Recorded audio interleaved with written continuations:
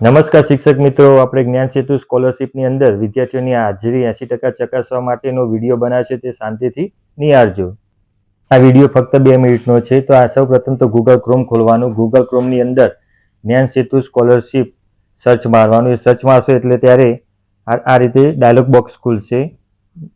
થોડું video zoom કરી દઈએ સ્ક્રીન, તો તમને સરળતાથી જોવા મળશે. તો આની અંદર સ્કૂલ સિલેક્ટ કરવાની, તમારી અંદર UDISનો યુઝર આઈડી અને પાસવર્ડ તે નાખી અને આને લોગિન કરવાનું છે. સૌપ્રથમ તમે લોગિન કરશો તો એરર આવશે કે લોડ હોવાના કારણે, કેમ કે છેલ્લી તારીખ 15 તારીખ હોવાના કારણે તો આ એરર આવી છે. મારી ચેનલને સબસ્ક્રાઇબ કરવાનું બાકી સબસ્ક્રાઇબ કરો, બેલ આઇકન દબાવજો, જેથી તમને રોજ નવા નવા વિડીયો નોટિફિકેશન મળતું રહેશે. ફરીથી આપણે તેને UDIS આપણે નંબર નાખીશું 24 વાળો અને લોગિન કરીશું. લોગિન કરીશું તો આ સ્ક્રીન ઉપર આવું દેખાશે.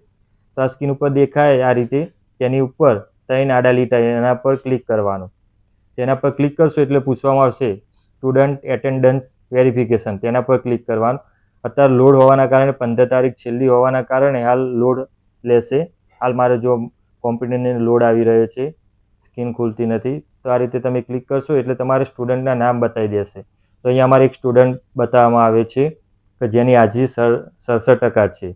હવે અહીંયા ઉપર જો 80% એબોવ 1 અને 80% એબોવ 1, એટલે કે 80% નીચે એક વિદ્યાર્થી છે ને 80% ઉપરનું વેરિફિકેશન થઈ ગયું છે.